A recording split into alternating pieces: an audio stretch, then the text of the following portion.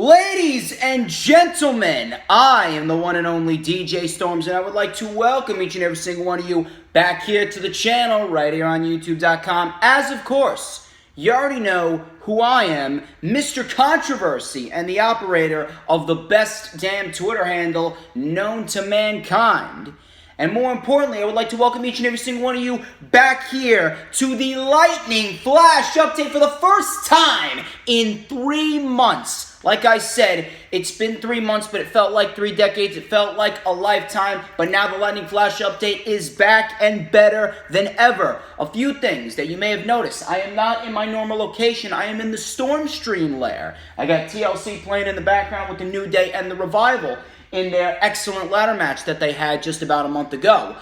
This is going to be the new location for the Lightning Flash update going forward. I got a packed Lightning Flash update for you guys today, and for further Lightning Flash updates, it is going to be packed. I'm talking about 2 hours. I'm reviewing 7 shows every single week. Raw, AEW Dark, AEW Dynamite, NXT, NXT UK, SmackDown, and 205 Live. And then, of course, I got plenty of news, rumors, and reports to discuss, especially since we are on the brink of WrestleMania season.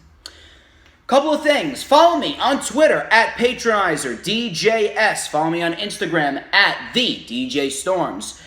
I have 3 new uploads on the channel already. This past week has been full of uploads. I uploaded The Return, The Resurrection, which I cut the promo of my fucking life, and the rundown for NXT UK TakeOver Blackpool 2 with Joseph Conlon of the Big Fight Feel YouTube channel. All the links to those videos are in the description. Check them out if you haven't already done so. If you want to support the channel, hit that thumbs up. I'm trying to get this video to 15, 20 thumbs up. I also want you guys to leave a comment down below. Leave a comment down below which show you like the best this week. And, of course, when we get to the end, stick around to the end because I got a heated rant on Becky Lynch. Becky Lynch taking a page out of her fiance's playbook with a interview talking about how she has been getting all of these comments that women shouldn't be main eventing the shows, pulling the sexism card. As you can see by the thumbnail, I'm going to make a lot of fucking people salty, because that's what I do. I also want you guys to hit that subscribe button if you haven't already done so. We are less than 500 subscribers away from 2,000. I'm going to try and hit 2,000 by the summer, by the end of my next college semester, which starts on the 23rd. I'm going to do my best to try and get as much content up for you guys. I'm going to do my best to try and get the Lightning Flash update up for you guys every single week. I also want you to hit that notifications bell with the huge coup de grace. That way you will know whenever I pop up on YouTube, because whenever I pop up on YouTube, it is the best time to be on YouTube. You are not going to want to miss anything that I have going for the next few months, especially WrestleMania season. I have a lot of collaborations set. I plan on collaborating with Sid, the Nerdy Mark, and Tim Farley and John Kearns of Armbar Audio. We're planning on doing a rundown for Worlds Collide. Worlds Collide is looking like a fantastic pay-per-view in its own right. I'm going to talk about that a little more once we get to the NXT portion of the Lightning Flash update. But without further ado, why don't I take a little sip of my mug right here.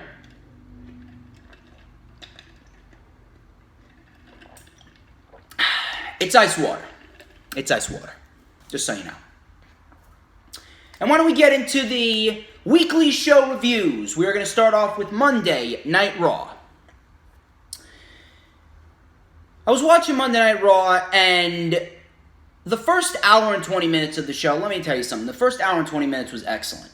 It was excellent, and then everything just fell off a cliff. Typical WWE. It honestly reminded me of WrestleMania 34. You remember WrestleMania 34 when we had that great moment with Wyatt and Hardy, and then we had that great Cruiserweight Championship match with Ali and Cedric, and then we had that great triple threat match for the IC title, and then that excellent women's match with Asuka and Charlotte, and then after that, WrestleMania just completely fell off a cliff. That was pretty much Monday Night Raw. Monday Night Raw reminded me of WrestleMania 34, how it started off with so much promise, and then just completely fell apart by the end of it.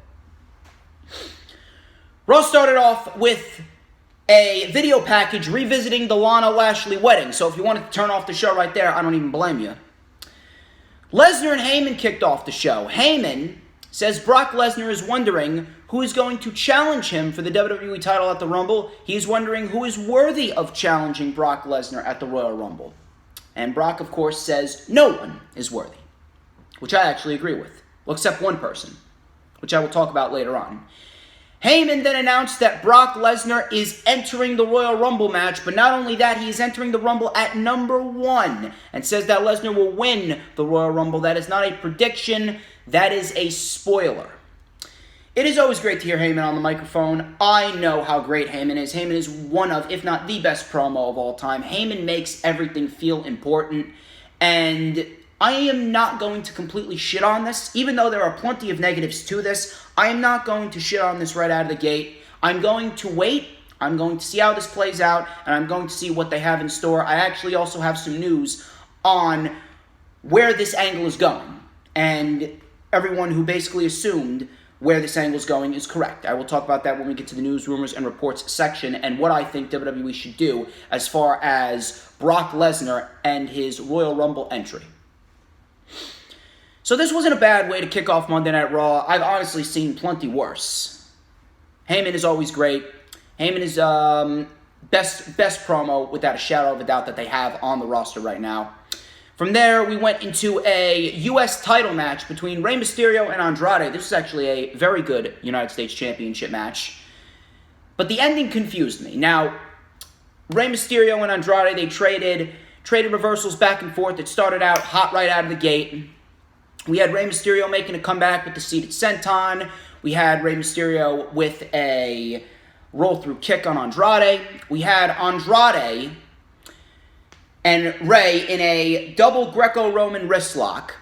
And Rey turned it into a beautiful Canadian destroyer. Andrade spiked right on the top of his head. Zelina Vega put Andrade's foot on the ropes. The ref counted 3, but the ref waved off the count because he saw Andrade's foot on the ropes. So the match continued. Coming back from commercial, Rey Mysterio Hurricane Rana Andrade into the barricade. And Andrade, he was in mid-air when he hit the barricade. He did not touch the ground. He hit the barricade first, and then he came down right on his neck. Look fucking brutal, I swear. Andrade then sent Rey Mysterio into the post. We had a moment where Rey Mysterio sent Andrade to the outside, and Rey Mysterio was going for another seated senton. Andrade caught Mysterio, and he tossed Mysterio back into Zelina Vega. Zelina Vega was taken out momentarily. Then this is where things just started to get extremely confusing. Andrade, he looked to take advantage of Rey hitting Zelina. Threw Rey back into the ring, and then the ref's trying to pull Andrade off of Mysterio. Rey went to go check on Zelina. There's officials checking on Zelina. Andrade doesn't know what the fuck's happening. The ref doesn't know what the fuck's happening. And then Rey gets back into the ring. Eats a hammerlock DDT. Andrade retains the United States title.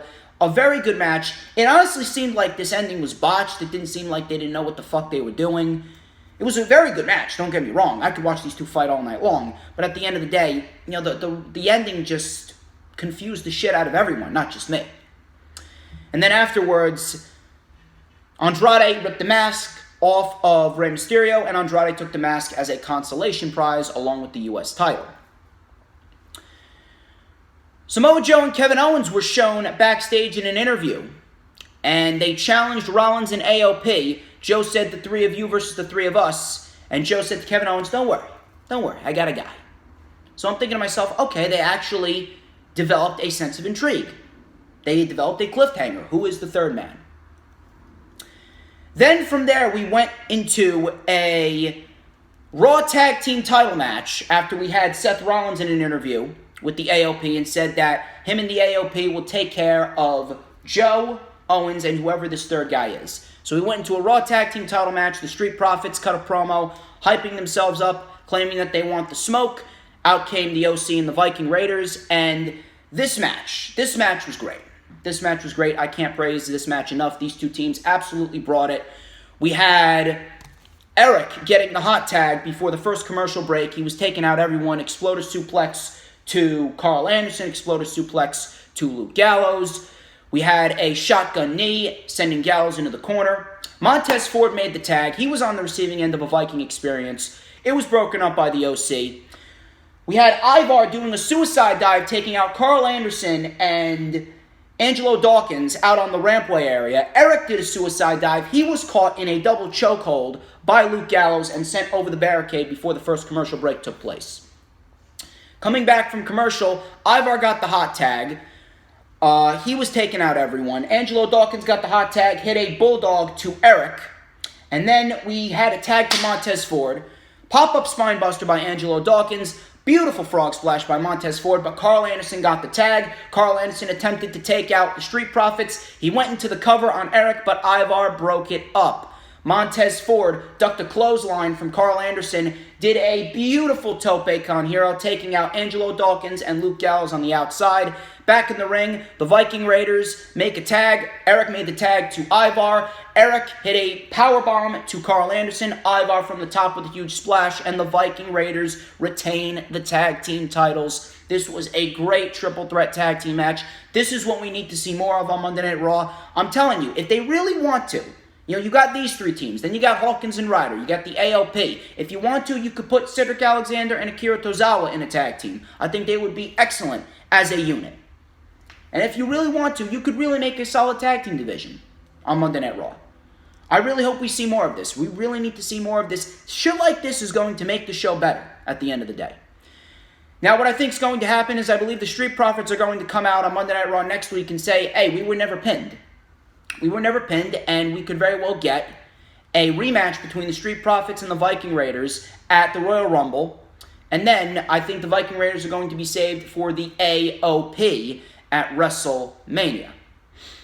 There was an interview backstage where Samoa Joe showed Kevin Owens his partner he got. Owens smiled, and Joe looked at Charlie Caruso and said, don't worry, good things come to those who wait.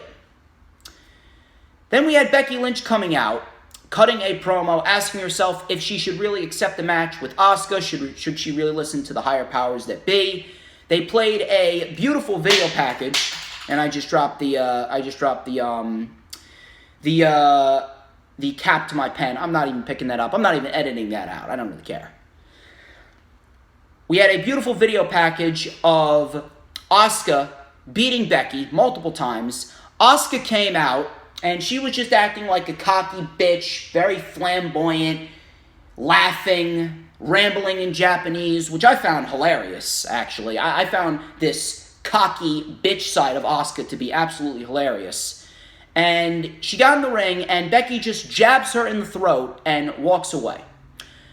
Heel Asuka's fantastic, but I don't know what the fuck this promo was by Becky. It was honestly reminding me of what happened with Seth Rollins over the summer and him cutting that cringe-like babyface promo before his matchup with Lesnar. I don't know what the fuck they're doing there, but this is not making anyone feel sympathy towards Becky Lynch. This is actually making people want to see Becky Lynch lose the title even more. And, it really does suck. It really does suck after everything that Becky Lynch has been through, and she is pretty much in a position in which the crowd doesn't even give a shit about her. And trust me, I'm telling you, you are going to want to stick around till the end. You are going to want to listen to every fucking word that I have to say about Becky Lynch and what she had to say in a recent interview. Stick around. Mojo Rawley asked Eric Rowan if he could look inside his cage. He even said, please. Eric Rowan said, sure, but shh, don't tell anyone. So Mojo looked inside the cage. He backed off. He recoiled in fear and said, what is wrong with you, man? So obviously we know that it is something very disturbing inside that cage. Rey Mysterio attacked Andrade in an interview backstage and got his mask back. I don't know where they're really going with that. I don't think Rey should get another opportunity because he lost clean. So there's no reason to have another match at the Rumble. Matter of fact, I would rather much see Humberto versus Andrade at the Rumble because it makes sense. Humberto defeated Andrade twice, and on top of that, he beat Ricochet in the Gauntlet match. Humberto still has some momentum. I would much rather see Humberto return and face off against Andrade at the Rumble. Eric Rowan defeated a jobber. I didn't even get his name. Eric Rowan defeating this jobber, standard fashion, spinning heel kick, Iron Claw, and then he took the jobber's face, shoved it in the cage, and his face, the jobber's face, was covered in what looked like to be blood. So we know that whatever's inside that cage is not an animal. So unless it's a severed head, I don't think that anyone's going to give a shit what's inside this cage. I don't think anyone even gives a shit about Eric Rowan, period. He's been facing jobbers for the last 4 fucking months. So I don't understand why anyone would even care about what Eric Rowan does from here on out. AJ Styles versus Akira Tozawa. This went 3 minutes. And listen, AJ Styles mocking Randy Orton. He did a draping DDT, and he won the match with an RKO. I thought that was excellent. And we get Styles and Randy Orton next week, but I can't get behind this. I can't get behind this because you take a look at what Akira Tozawa has done over the course of the last few years. Akira Tozawa has been one of the most consistent workers in the entire company. Every single time Akira Tozawa goes out there, he never has a bad match. He's been putting on great matches with the likes of Murphy, Cedric, Nice, Gulak, Kanellis. Guy put on a fantastic NXT title match with Adam Cole at the Evolve special just over the summer. And now here he is losing to AJ Styles in 3 minutes. This guy could be a solid mid-card act. He could be a solid U.S. champion, a solid Intercontinental champion. He could be a solid underdog babyface. Here he is losing to AJ Styles in 3 minutes. The treatment of such a great talent like Tozawa, it's just disgusting. It makes my skin crawl. If I was Akira Tozawa and Drew Gulak's going through the same thing on SmackDown, I would legitimately walk out. I would walk out. Is the money really worth being treated like shit? We get Styles and Randy Orton next week. Lana and Lashley come out. Everyone's favorite couple and everyone's favorite angle on Monday Night Raw. Lana and Lashley. They come out to address the crowd, and they get married again. They had the same minister that they had last week. They get married again. I wasn't even paying attention to what Lana was saying. Matter of fact, I think I was losing fucking brain cells as Lana was talking. Lana is without a doubt the worst fucking promo in the entire company. I don't even think she knows what the fuck she's saying. She just rambles. She just comes off in the most unnatural way possible. I don't even know how the fuck she's even managing this. I don't even know how Lashley could even stand there and listen to her, no matter how much he's getting paid. So Rusev comes up on the Titantron in front of what looks to be a $2 backdrop of a beach. I mean, come on, this is the richest wrestling company in the world, and they have Rusev doing a Skype call on the Titantron in front of a $2 backdrop of a beach. They didn't even specify where the beach was. Rusev then showed a wedding highlight of what happened last week. Rusev was then challenged by Lashley to a match. Rusev promised to brutalize Lashley and leave the rest to Lana. Liv was then shown in an interview with 24/7 champion R-Truth. The 24/7 title needs to be abolished immediately. Liv said Rusev needs someone in his corner, and that's a moment that she'll live for. So they're continuing to further bury Liv Morgan with this lesbian angle with Lana, Rusev, and Lashley. We get Rusev and Lashley next week. Sarah Logan and Charlotte Flair were supposed to have a match. They never happened, or that never happened. They ended up brawling. Sarah Logan ended up standing tall for the moment. She took Charlotte Flair's robe and started throwing it around. She threw it outside. She went outside to attack Charlotte Flair again. Charlotte Flair speared Sarah Logan, sent Sarah Logan into the barricade, sent Sarah Logan into the post. This went about 10 minutes. This brawl went about 10 minutes, and what did this accomplish in the end? What was the point of having this brawl? And on top of that, Sarah Logan, if you really wanted to build up Sarah Logan, if you really wanted to add more women on the roster, I have no problem seeing Sarah Logan. Sarah Logan is actually growing on me. Sarah Logan is actually a fairly decent wrestler, but the fact of the matter is that she got the jump on Charlotte Flair, and Charlotte Flair still ended up standing tall in the end. How do you think that makes Charlotte Flair look? How do you think that makes Sarah Logan look? This went nearly 10 minutes. You might as well have just had the match to begin with instead of having this worthless, meaningless brawl that didn't do anything for either women in the end. I don't understand what the point of this was.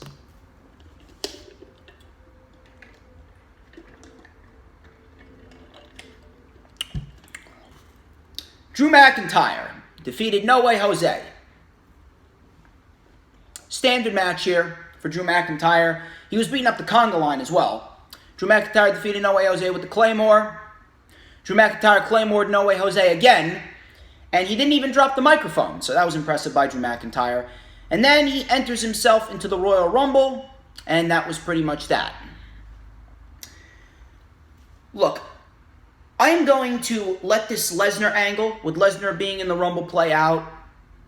But for fuck's sake, if you are a WWE official, and you are telling me that you could not give me Drew McIntyre versus Brock Lesnar at the Rumble after the momentum that Drew McIntyre has had over the course of the last month and a half, what the fuck are you doing in a position of power? Would it have really been so hard to give me Drew McIntyre versus Brock Lesnar at the Royal Rumble? Drew McIntyre has been on a monumentous winning streak over the course of the last month and a half. He beat Tozawa, he beat Sin Cara, he beat Matt Hardy, he beat No Way Jose, he beat Zack Ryder, he beat Kurt Hawkins, he pinned Walter. He became the first man to pin Walter in Walter's WWE career at Survivor Series. Now he enters himself into the Royal Rumble. Brock Lesnar's in the Royal Rumble too. If Drew McIntyre doesn't win the Royal Rumble, all of this momentum that he's picked up will be for absolutely nothing. But no, Drew McIntyre gains all this momentum and says, hey, I'm in the Rumble. Again, if he doesn't win the Royal Rumble, what is this momentum for? Instead of giving him a world title match, hell, even a US title match, I don't care. At least give him something, even if he is going to lose in the end. What is the Royal Rumble? Everyone's entering themselves into the Royal Rumble. Unless Drew McIntyre wins, all of this momentum would have been a complete waste, and the last month and a half that you built up Drew McIntyre would be for absolutely nothing. Aleister Black defeated Shelton Benjamin. Shelton Benjamin's another one. This went about 3 minutes. Jumping knee, Black Mass. Aleister Black wins. Shelton Benjamin's another one. They could really build a strong mid-card on Monday Night Raw if they use someone like Shelton Benjamin, but no, he's an enhancement talent to them. Buddy Murphy then attacked Aleister Black afterwards. He took a chair, put it under Aleister Black's chin, said, I can beat you, Aleister, and pulled Aleister Black's arms towards him, kneeing the chair into Aleister Black's chest right above his chin. Looked brutal. We get Black and Murphy next week. Listen, I've been loving the matches that Buddy Murphy and Aleister Black have been having. I cannot wait to see the match next week, but they really have to make it mean something this time. I can appreciate the storyline that Buddy Murphy's obsessed that he can't beat Black. But at the same point in time, what is this going to result in? Is this going to result in a win for Buddy Murphy? Is this going to result in a win for Aleister Black? Is Aleister Black going to go on to win the Royal Rumble? Is this going to result in a number one contenders match between Aleister Black and Buddy Murphy to see who faces Andrade? Which, by the way, I would also like to add, Aleister Black versus Andrade is your United States Championship match for WrestleMania. End of conversation. And then we got the main event. Who is the partner for Joe and Owens? And the Big Show's music hits on the first Raw of 2020. I'm going to be quite honest with you. I did not even watch the match. I had my head in my phone the entire match. Didn't even watch it. And on top of that, it ended via DQ. 10 minutes of nothing, ended via DQ. When Rollins introduced a chair, AOP was taken out by Owens and Joe, and the Big Show knocked out Seth Rollins. And I hear everyone claiming, oh my God, it's so great to see the Big Show back. You're happy to see the Big Show? On main roster television, in 2020, on the first Raw, not only of the new year, but of the new decade, as WWE keeps on saying. Can I ask you a legitimate question? What value does Big Show hold on WWE television? The guy's not putting asses in seats. The guy's not spiking ratings. The guy's not making the program any more interesting than it already is. Matter of fact, he's making the program even worse.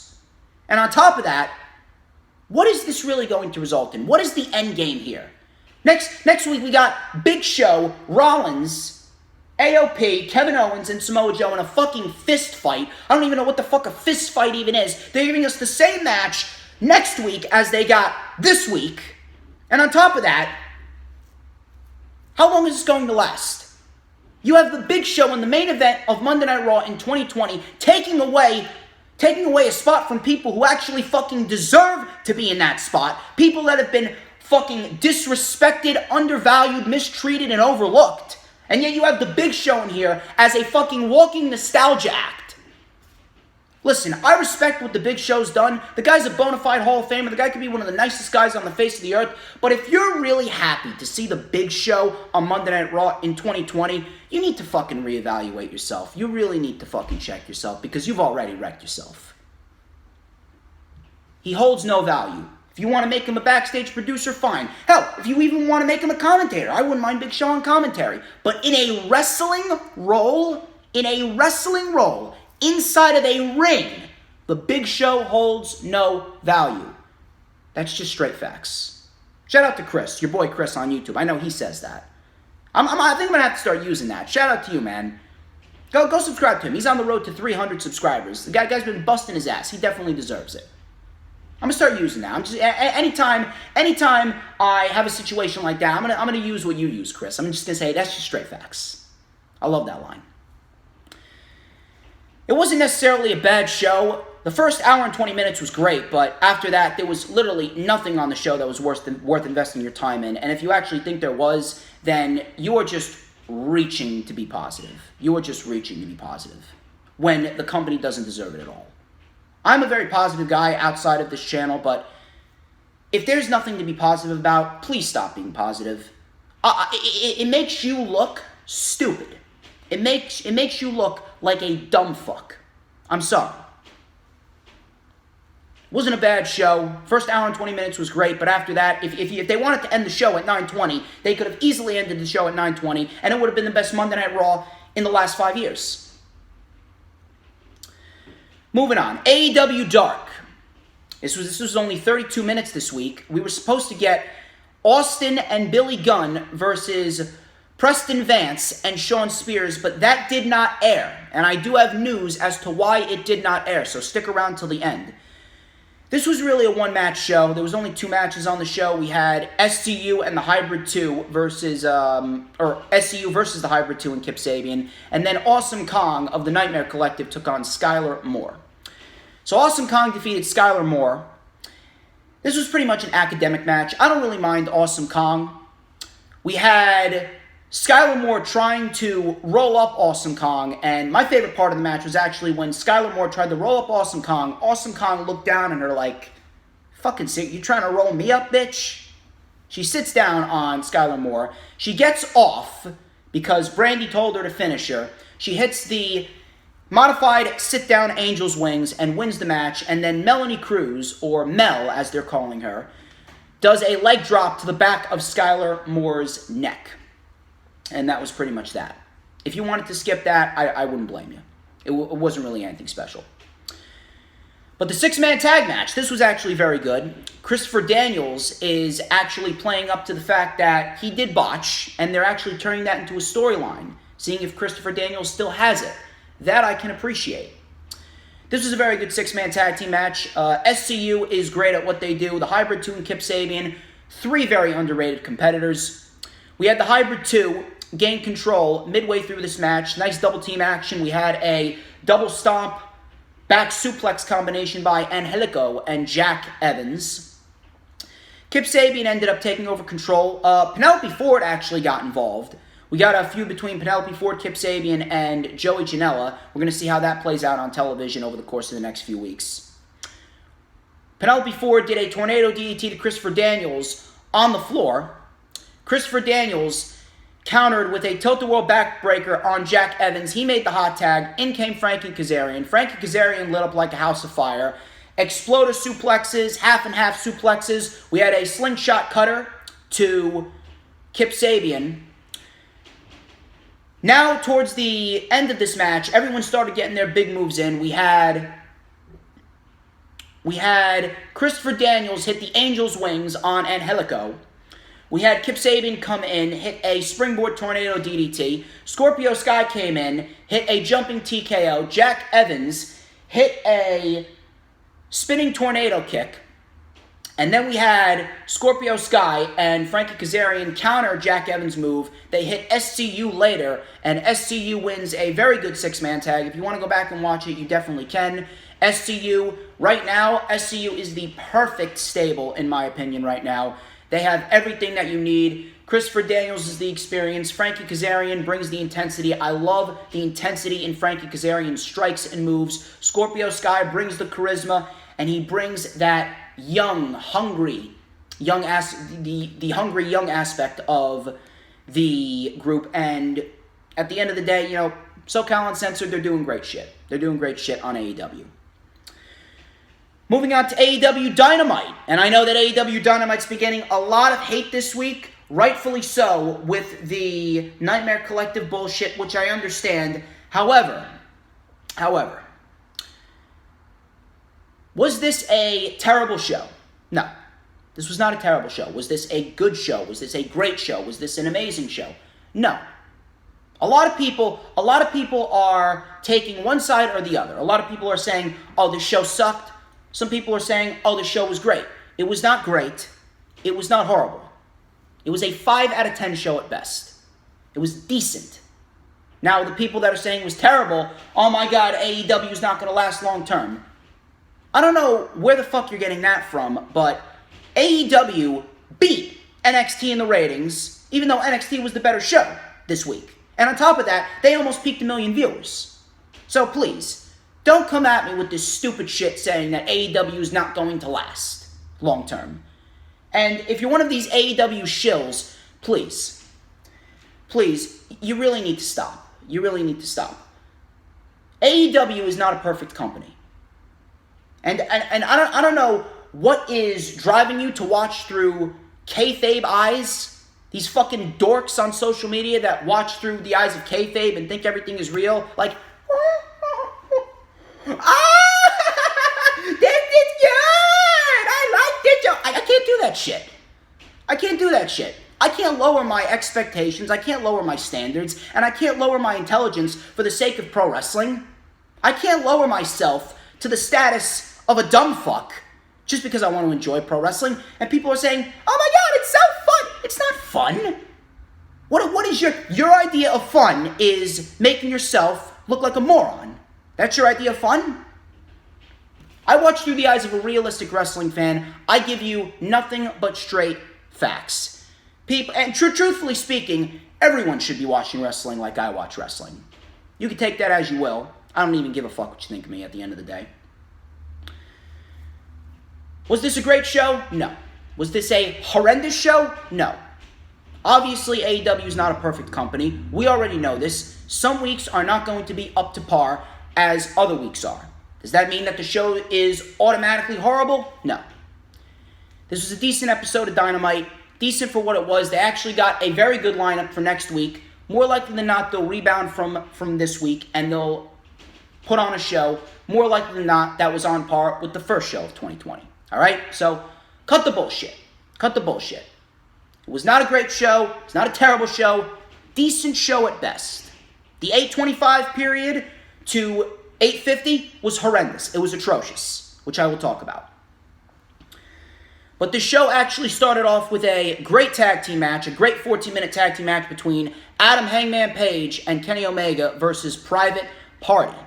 This was a great tag team match from start to finish. Hangman and Kenny were in control for the beginning portions of this matchup until Mark Quinn got the hot tag. He did 4 topes. He did a tope suicida, tope atomico, tope con hero, and a Fosbury flop over the top rope, and he landed on his feet all 4 times. Mark Quinn is like a fucking cat, I swear. I don't know how Mark Quinn does it, but man, Mark Quinn is one of the most underrated competitors that they got. Mark Quinn is legit. He hit a 450 on Hangman Page, but Hangman Page was able to kick out. They replayed the same scenario that we had on the December 18th episode of Dynamite, and this is where the good storytelling comes in. Kenny was holding Mark Quinn. Page went for the buckshot lariat. This time he put on the brakes. He did not hit Kenny. Mark Quinn was able to take advantage. They hit gin and juice on Kenny Omega later on in the match, but it was broken up by Adam Hangman Page. Kenny caught a kick from Mark Quinn and flipped him back, and Mark Quinn actually hit a Pele kick on Adam Hangman Page inadvertently, so Kenny Omega inadvertently helped Mark Quinn take out Hangman Page for the moment. Kenny Omega was able to fight back against Mark Quinn. We had a buckshot lariat V-trigger combination, and Mark Quinn was sandwiched between Kenny's knee and Hangman Page's arm. Kenny hit the one-winged angel, and Private Party lose to Hangman and Kenny. Great tag team match. Private Party didn't need the win, but they are looking fantastic, even in a loss. And on top of that, as great as this match was, the main story here was Hangman Page. The storytelling, the miscommunications between Hangman Page and Kenny Omega, the mannerisms, the facial expressions on Hangman Page. You could just see the frustration in his eyes because he hasn't been able to grasp that big win. He's not where he wants to be. He lost the world title match to Jericho. He lost the series to Pac. He lost the Dynamite Diamond Ring match to MJF. Just the frustration in the eyes of Hangman Page. The heel turn's coming. The heel turn could very well come next week. Next week, we got a fatal four-way tag team match between the Young Bucks, Proud and Powerful, Best Friends, and Hangman and Omega, winners facing SCU for the titles. We could very well see a miscommunication there, and we could very well get the heel turn there. Hangman's heel turn's coming, and when we get that matchup with Kenny at Revolution, it's going to make Hangman into a bigger star than he already is.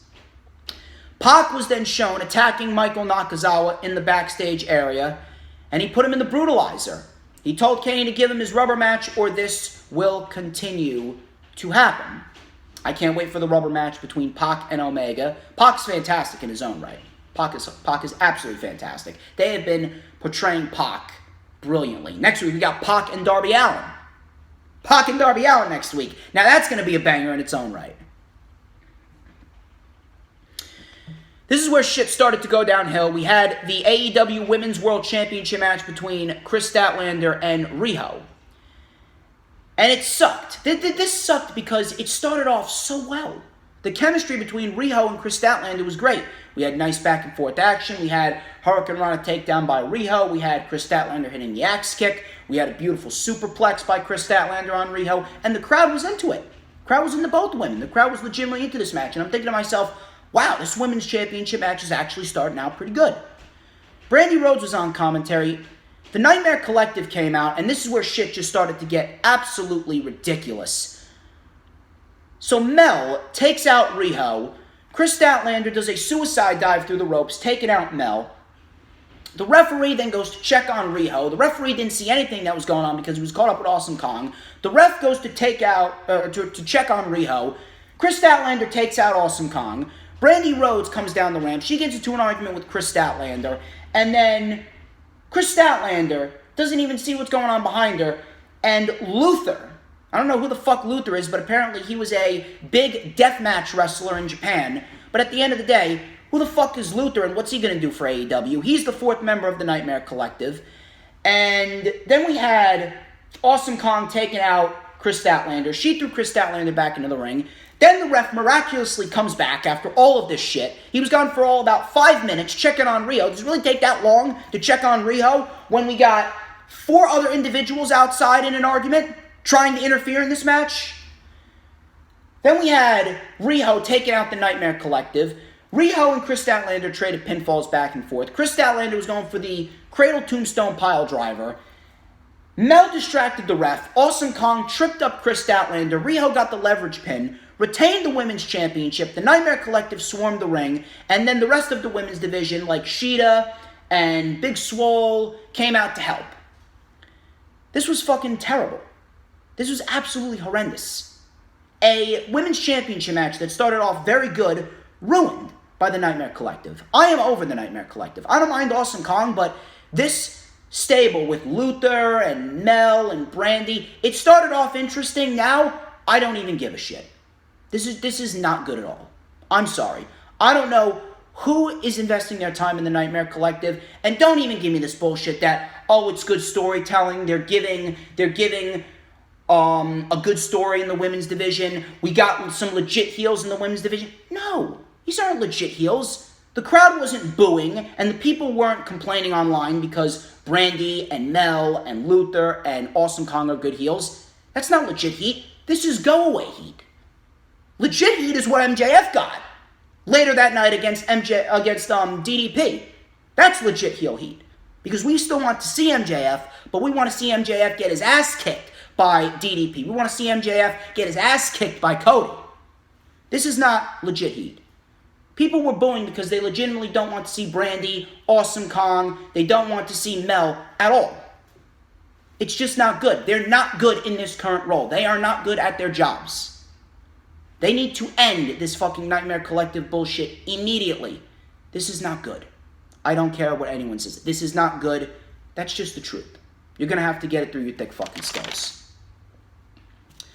Sammy Guevara versus Christopher Daniels. This was decent. This went about 6 minutes. We had Sammy Guevara taking control with a double stomp to Christopher Daniels. Christopher Daniels ended up mounting a comeback, hitting a blue thunderbomb for a close 2 count. He was going for Angel's Wings. Sammy Guevara reversed it.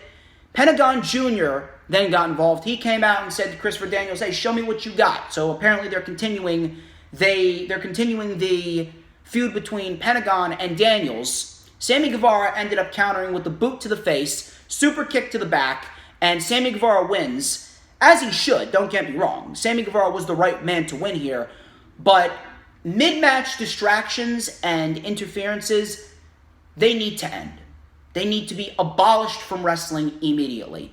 They have been done to absolute death, and it makes the person getting distracted from the interference, it makes them look like an idiot, taking their eyes off of what's going on in a match, whether it be a championship match or just a regular match, to trying to prove that you still have it, and someone comes out on the ramp with a fucking microphone, and you're worried about them, meanwhile there's a fucking match going on. It's just ridiculous. It's stupid. It's legitimately a slap in the face to my intelligence. It's a slap in the face to your intelligence as well. Mid-match distractions, I don't give a shit what they, like, I really don't give a shit what promotion they're in. They need to be abolished immediately. They need to be abolished immediately. They're just not good. And that really left a sour taste in my mouth, as well as the Nightmare Collective bullshit. So the Dark Order then came out, and Evil Uno is actually a decent promo. I'm not shitting on Evil Uno. This was actually a decent Dark Order segment. The Dark Order came out, and Uno, he's talking to Christopher Daniels, and he was very good at adding a dose of real life into his promo with Daniels, saying how these fans, implying that the fans were mocking Christopher Daniels after his botch. You are still one of the best in the world, but these people don't appreciate you, and you could be more. Put on the mask and be one with the Dark Order. Christopher Daniels says fuck no. We had Alex Reynolds and John Silver go and attack the Fallen Angel. SCU and the Young Bucks come out to save the day, and SCU and the Young Bucks stand tall in the end. I can definitely see the Young Bucks versus the Dark Order at Revolution. I think that would be an excellent match to get the Dark Order over. I think that would be an excellent match to really put the Dark Order on the map as a legit tag team to be taken seriously. And on top of that, there's rumors going around Matt Hardy's contract is up in March. We could very well see Matt Hardy as the leader of the Dark Order. The Rhodes Bros versus the Lucha Bros. This was a very good tag team match. It did not go too long. It did not go very long, but this was a very good tag team match for what it was. They did a good job at managing the time for this match. Arn Anderson was also at ringside. We had the Lucha Bros in control.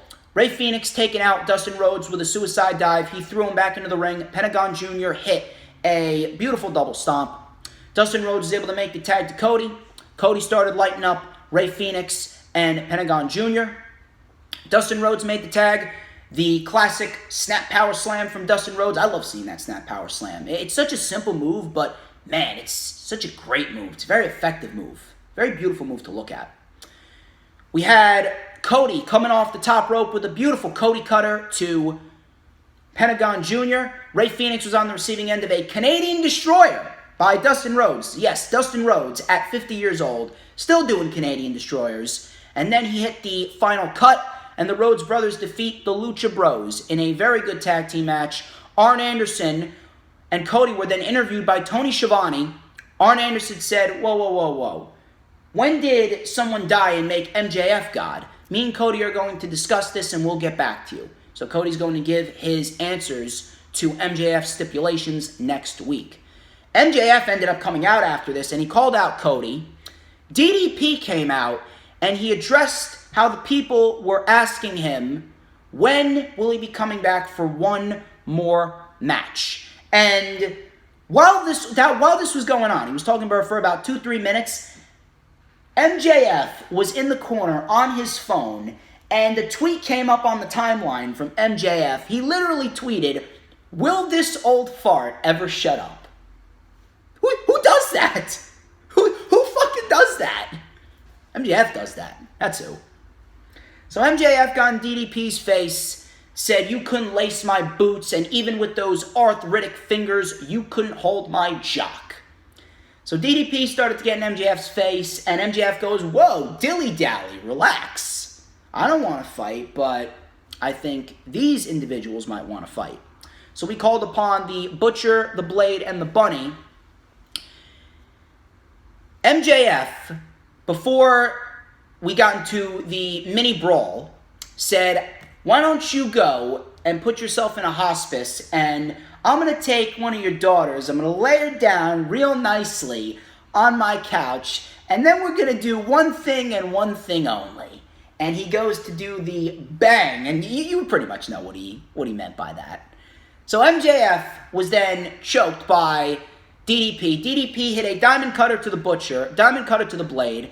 Then Wardlow got involved. MJF threatened to put down DDP until Dustin, QT Marshall, and company saved the day.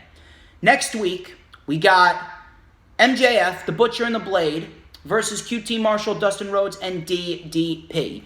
And you know, a lot of people are saying, "Oh my God, people are claiming that the Big Show coming back is the worst thing ever, but DDP is the greatest thing ever."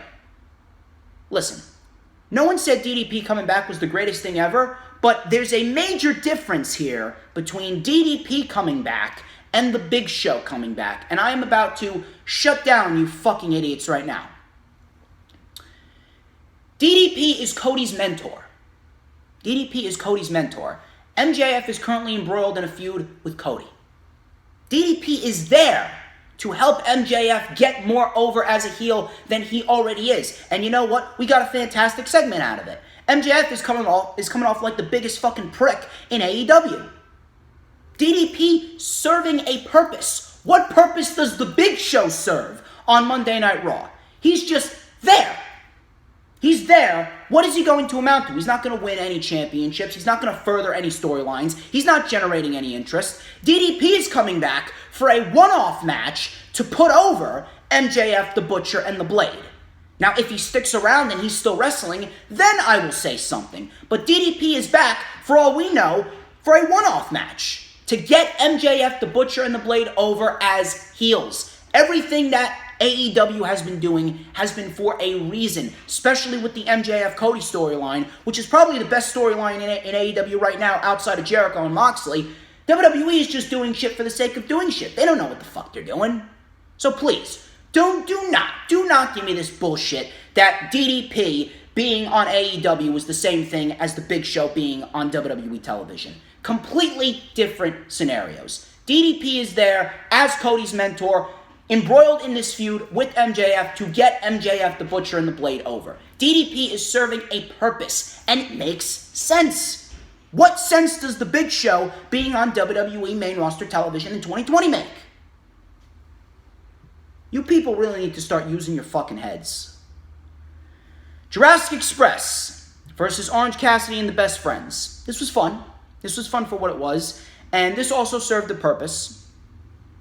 Jurassic Express was in control until Orange Cassidy got the tag. Orange Cassidy faced off against Luchasaurus. Put his hands in his pockets, was doing the Orange Cassidy shin kicks. Luchasaurus cut him off. Luchasaurus is on the receiving end of a Stun Dog Millionaire from Orange Cassidy. Jungle Boy was in. Orange Cassidy hit a drop kick on Jungle Boy. The Best Friends held Luchasaurus, and Orange Cassidy hit a beautiful suicide dive with his hands in his pockets. Then, Jungle Boy was down, and Orange Cassidy did this, like he was going to do a 450, and he just fell. He just fell into a splash. Fucking great. That was a 2 count there. Chuck Taylor got the tag on Orange Cassidy. Jungle Boy was the legal man. Chuck Taylor was then on the receiving end of a roll-up by Jungle Boy. Marco Stunt took out Trent Seven with a Canadian Destroyer, while Luchasaurus then threw Marco Stunt onto Trent Seven and Orange Cassidy on the outside. Roll-up by Jungle Boy, and the Jurassic Express win this 6-man tag with Jungle Boy getting the pin. Right decision here. Jurassic Express getting in the win column to start off 2020. Keep that momentum going. Keep that momentum going. And sooner rather than later, Jurassic Express is going to be in prime position to take the tag team titles off of what I think is going to be Proud and Powerful. Because right now, Proud and Powerful is the best heel tag team in the AEW tag team division. They win the match next week. They go off to face SCU for the titles. They beat SCU for the titles. And boom. Boom. Proud and Powerful versus Jurassic Express at All Out 2. It's all but confirmed. Next week, I said we got Pac versus Darby Allin. We also got Hikaru Shida and Chris Statlander versus the Nightmare Collective. Please, for the love of fucking God, do not give the Nightmare Collective a win. We got MJF, the Butcher, and the Blade versus QT Marshall, Dustin Rhodes, and DDP. And then in 2 weeks, we also got the Jurassic Express versus the Inner Circles, Proud and Powerful, and Chris Jericho. The Inner Circle came out, and they awaited Jon Moxley's answer. Jon Moxley entered through the crowd. Moxley said that there was a lot that went into making this decision. Moxley then said he came to AEW to dominate. He came to AEW to take over, and that's why his decision is yes. Moxley unzipped his jacket, revealing an Inner Circle t-shirt. He actually looks good in an Inner Circle t-shirt. I think I might have to get myself an Inner Circle t-shirt. Moxley said that we are here to take over and we are going to dominate AEW for years to come. Moxley said there's only one thing left to do, pop open a little bit of the bubbly. And they were popping open the bubbly, spraying it everywhere, and Moxley, he tapped Jericho and said, "Hey Jericho, I believe you." And Jericho goes, "Oh yeah. 4GT for you." And Jericho's going, "Yeah, he said yes. All you idiots thought he was going to say no. But you don't know me. Jericho and Moxley in the Inner Circle, baby." Yeah, he's just doing the typical Jericho shit. Sammy Guevara and Jake Hager then start to leave. And Moxley said, "Oh, wait a minute, Jericho, I forgot something. Oh yeah, I was just kidding. I would never join the Inner Circle. It's a stupid group. You have nothing that I want. Well, except that." And he pointed to the AEW title. So then Moxley takes the bubbly, cracks it over Jericho's head, delivers a paradigm shift to Jericho. Sammy Guevara then slides in. He catches a paradigm shift, and I swear, Sammy Guevara sold the shit out of this paradigm shift as if he got his neck broken. Props to Sammy for doing that. We got Sammy and Jon Moxley next week as well. That should be very interesting. Moxley played Jericho. This was great. Moxley outplayed Jericho, and he made out with a 4GT. And he staked his claim to the AEW World Championship. The stage is now set. Revolution, it is Moxley, it is Jericho for the AEW World Championship. This is going to be great. Decent show overall. Again, the 8:25 to 8:50 p.m. period was atrocious. But by the end of it, it was a decent show. Not good, not great, it wasn't terrible. Decent show for what it was. And that was pretty much that. We got a loaded show for next week, so definitely keep your eye on that. Definitely keep your eye on what we have next week for Dynamite. We also got some interesting matches for Dark as well. I believe we got Brandon Cutler and Darby Allin. I definitely want to see more of Brandon Cutler. Brandon Cutler is very underrated. He's very underrated. He does not get enough appreciation, I swear. NXT this week. NXT was a fantastic show this week. NXT rang in the new year right. We had Rhea Ripley kicking off the show. Rhea Ripley kicked off the show and she couldn't help but smile. And, you know, this is the real, genuine emotion that is making everyone so invested in Rhea Ripley. Well, she's a badass, I get that, but Rhea Ripley, she just comes off as so genuine. She's genuinely happy to be in the position that she's in. And she was really struggling to get words out. And, you know, I would too if I was in that position. Toni Storm then interrupted Rhea Ripley. Toni Storm then congratulated Rhea Ripley and said, "You remember that time that I beat you? You remember that time that I beat you twice?" And then we had a challenge thrown down by Toni Storm. She vowed to win the NXT UK Women's title from Kaylee Ray at TakeOver Blackpool, which is tomorrow on the network at 12 p.m. Eastern Time. She then challenged Rhea Ripley for the title at Worlds Collide, and Rhea accepted. Kaylee Ray then came out. Io Shirai then came out. Bianca Belair came out. Candice LeRae came out. Pretty much all of these women were staking claim towards the NXT Women's Championship, mainly except for Kaylee Ray, because she's already a champion. Rhea looked over at Candice. Candice didn't even say a word and said, Rhea's like, whoa, Candice, please don't tell me you want to fight too. Do you? And Candice was like, yeah. She's like, look, she's looking at her with this look that's like, yeah, I do. And Rhea goes, oh, well, so do I. So she knocks the shit out of Bianca Belair with the microphone. We get a big brawl, and then we get an impromptu 6-woman tag team match made. This was fun. It was a fun 6-woman tag, and it really did showcase the depth of the NXT women's division, which right now is the best women's division in the world, bar none. Candice LeRae was on the receiving end of a lot of punishment from Bianca, Io, and Kaylee Ray. We had a nice sequence here where Toni Storm broke up a pinfall. Bianca Belair came in with a wicked spear. Rhea Ripley came in with a brutal dropkick, taking out Bianca. Io Shirai came in with a huge uppercut. And then Candice LeRae hit a step-up enziguri. That was before the first commercial break. Coming back from commercial, we had Io Shirai get the hot tag. Io Shirai got the hot tag, and Io Shirai was able to hit double knees in the corner to Candice LeRae. She was sent up for the moonsault, but Bianca Belair tagged herself in, got in Io Shirai's face. Bianca Belair was going for the KOD. Io Shirai said, fuck this shit. She did a springboard dropkick, taking out Bianca, and just walked out. Rhea Ripley then came in, delivered a couple of brutal knees to Bianca, and then we had a dropkick, sliding dropkick, and a riptide, and Rhea Ripley wins this fun 6-woman tag to kick off NXT, starting off the year right, and we get Rhea Ripley versus Toni Storm for the NXT Women's Championship at Worlds Collide. Really starting to build up Worlds Collide to be something special. And on top of that, next week, we got a #1 Contenders Battle Royal to see who will face Ripley for the title at TakeOver Portland. And if I'm going to pick someone, I'm going with Bianca Belair, and I will explain why in a minute.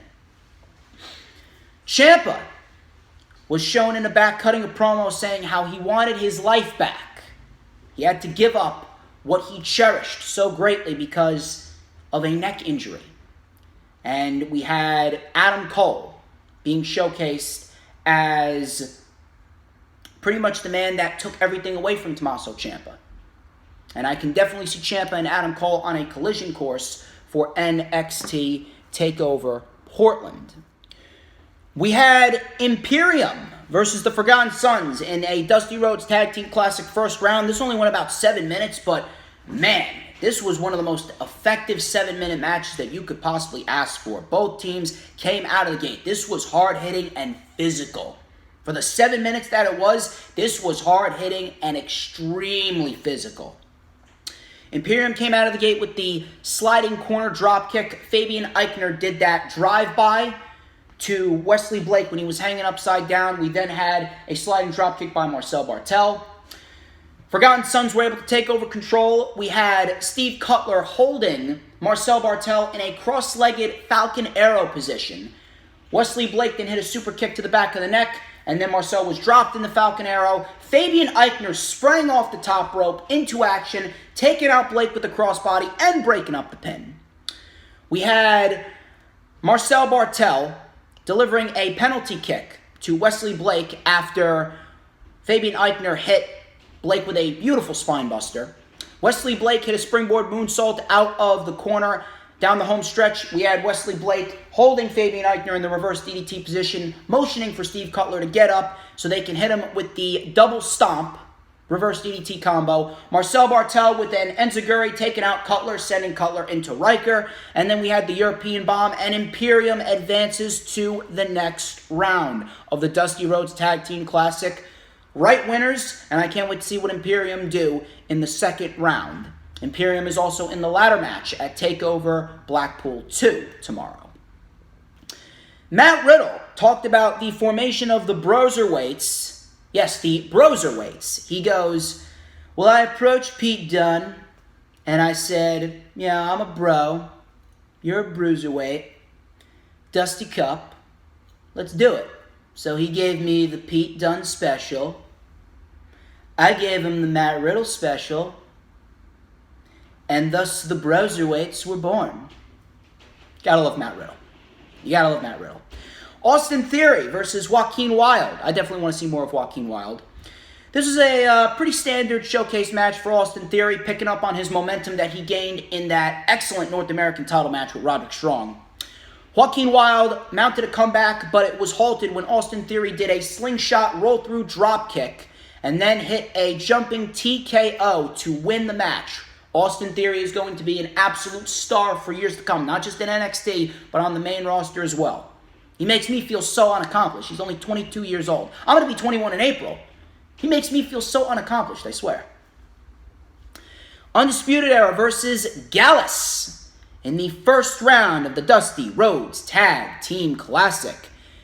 This was good. I did like how they paired NXT UK Tag Team Champions against NXT Tag Team Champions in the first round. It was good. It wasn't anything too special. It was just two teams at the best at what they do, doing what they do best, wrestle. Gallus was on the offense for the beginning portions of this matchup until Undisputed Era took over control during the commercial break. We had a double team maneuver by O'Reilly and Fish taking out Wolfgang. Mark Coffey got the hot tag. We had a spinning full Nelson slam on Kyle O'Reilly for a close 2 count. Gallus took over control when they had Wolfgang launch Mark Coffey over the top rope in an assisted Fosbury flop, taking out Roderick Strong, who was not in the match. He took out Roderick Strong. Wolfgang took out Bobby Fish for the moment. Kyle O'Reilly tripped up Wolfgang, sent him into the ropes. Adam Cole got involved with an enziguri, and Kyle O'Reilly and Bobby Fish hit total elimination, and they advanced to the next round of the Dusty Rhodes Tag Team Classic. Right winners here. Interesting to see what the Undisputed Era do in the next round. Johnny Gargano came out to address the NXT universe. Gargano said that Balor did not finish the job on the ramp. He called out Balor for leaving NXT, said that Balor, when he got that main roster phone call, he couldn't wait to leave. I got the same call back in August. But you see, what I did was I decided to stay. He said that he put NXT in a rocket ship and flew it to outer freaking space. And Gargano said that it eats Finn Balor alive, that NXT did not need him to succeed. This was an excellent promo by Johnny Gargano. Finn Balor then came out and said that Johnny is going to have his moment. And he's going to give Johnny his moment at TakeOver Portland. That is, if he can make it that far. Simple, short, sweet, to the point. And NXT TakeOver Portland, man, you take a look at what they have set up for TakeOver Portland, it looks like it is going to be TakeOver of the fucking year. Ciampa and Adam Cole, Balor and Gargano. We have a potential Rhea Ripley versus Bianca Belair. And why I say Bianca Belair is mainly because of the fact that I know a lot of people are saying Dakota Kai. With this recent heel turn, but you have to remember what happened with Tegan Nox at War Games. Tegan Nox hasn't been seen since War Games. I can definitely see Tegan Nox returning, and Tegan Nox could very well go on to face Dakota Kai at TakeOver. We could very well get a no DQ match between those two women, which I will absolutely love.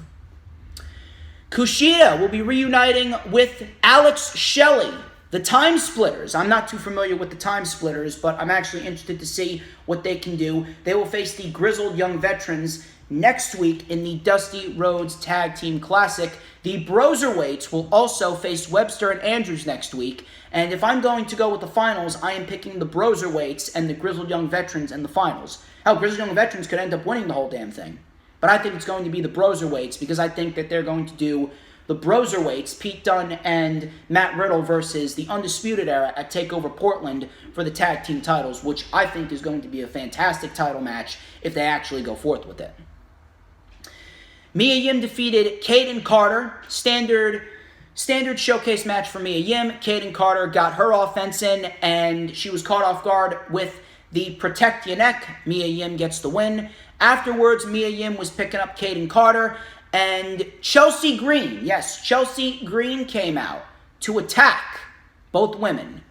And Robert Stone, a.k.a. Robbie E., a.k.a. Robbie Strauss, reveals that he is the manager of Chelsea Green. I'm going to let this play out. I'm going to see what Robbie Stone and Chelsea Green can do. Obviously, Chelsea Green is fantastic in her own right, and she definitely deserves the opportunity, and she gets this opportunity with Robert Stone as her manager. I can definitely see them succeeding, if done right. This is NXT we're talking about. You know Triple H has a solid plan. In 2 weeks, Roderick Strong will defend his North American Championship, and the winner was decided in the main event. A fantastic fatal 4-way match in the main event of NXT between Cameron Grimes, Damian Priest, Dominik Dijakovic, and Keith Lee. All 4 men got shine in this match. This was excellent from start to finish. In the start of this match, Dominik Dijakovic had Damian Priest in a suplex Beal position, and he was going to do the time to fly, right? He threw Damian Priest. Keith Lee caught him. He caught Priest in midair and used him as a battering ram to take out Grimes. He took out Dijakovic, and then he powerbombed Dijakovic powerbombed Damian Priest on top of Dijakovic. I don't know what the hell Keith Lee is on, but man, a man like that should not be able to do the shit that he does. Keith Lee, I have no idea what Keith Lee is made of, but Jesus Christ, I would not want to be on the receiving end of any of Keith Lee's offense. We had a nice sequence here where Dominik Dijakovic, later on in the match, hit Feast Your Eyes on Cameron Grimes, and then he got pounced out of the ring by Keith Lee, and I swear to God, his hip, like the side of his rib cage, landed square on the apron, square on the corner, the point of the apron. I thought he might have cracked the rib. Damian Priest countered with a Cyclone kick, then the Reckoning. Damian Priest hooked the leg. He looked like he was going to go on to face Strong. And then out of nowhere, you see Dominik Dijakovic's boot come off screen, through the ropes, and hit Damian Priest. I don't know why. I just found that hilarious. Keith Lee, down the home stretch of this, took out Dijakovic and Damian Priest with a double choke slam. Keith Lee was going for a Tope Con Hero on Damian Priest, who was on the outside of the ring. Cameron Grimes, out of nowhere, comes in with a picture-perfect, and I'm talking about picture-perfect Spanish fly. Keep in mind that Cameron Grimes is 200 pounds, and he does a picture-perfect Spanish fly, gets the full rotation on Keith Lee, who is 330 pounds. Cameron Grimes, I am telling you, you need to stop sleeping on Cameron Grimes. Cameron Grimes does not get enough appreciation that he deserves. Cameron Grimes is excellent at what he does. He came in there like a house of fire and delivered a picture-perfect Spanish fly to a man who's 140, 150 pounds heavier than him. Show some respect for Cameron Grimes. He was even shocked that Keith Lee kicked out. Cameron Grimes then took out Damian Priest with a beautiful acai moonsault to the outside. He hit the cave-in to Dominik Dijakovic, double stomp on the apron. He was at the mercy of Keith Lee when he went for the cave-in, but Keith Lee caught him in a spirit bomb, and Keith Lee wins this fatal 4-way match. He will face Roderick Strong for the North American title in 2 weeks, although I don't know why they're doing it in 2 weeks, because realistically, this is a TakeOver-worthy match. Now, they could end up doing a screwy finish, and they could have Keith Lee go on to face Roderick Strong again at the pay-per-view. I don't know what's going to happen, but either way, Keith Lee is the correct man to take the title off of Roderick Strong. There's no doubt in my mind that Keith Lee needs to win the North American title. It's either Keith Lee wins the North American title between now and WrestleMania season, or else he's going up to the main roster. If Keith Lee does not win the North American title, there's nothing left for Keith Lee to do. He needs to go up to the main roster then. And based off of everything that's been going on and the fact that they're doing this in 2 weeks, I don't know. I don't know if Keith Lee's going to win. I don't know if there's going to be a screwy finish. I don't know if we're going to get a rematch at Portland. We'll find out. But at the end of the day, again, Keith Lee is the correct man to take the title off of Strong. If Keith Lee doesn't win, he's main roster bound. But fantastic episode of NXT. Definitely love what they're doing. NXT is looking like that they're going to put on the takeover of the fucking year with Portland. So keep your eye on that.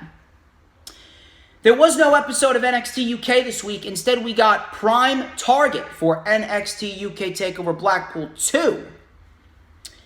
And it was a beautifully laid out video package, very well produced, that highlighted all of the matches at TakeOver Blackpool 2, even the ones without the championships. And it really made them feel important. It really made it feel like, this is the end-all be-all right here for the individuals on the card, especially the ones like Trent Seven and Eddie Dennis and Jordan Devlin and Tyler Bate. Something that WWE needs to do. If you want to go check this out, take 40 minutes out of your day and watch NXT UK TakeOver Blackpool 2 Prime Target. It was excellent.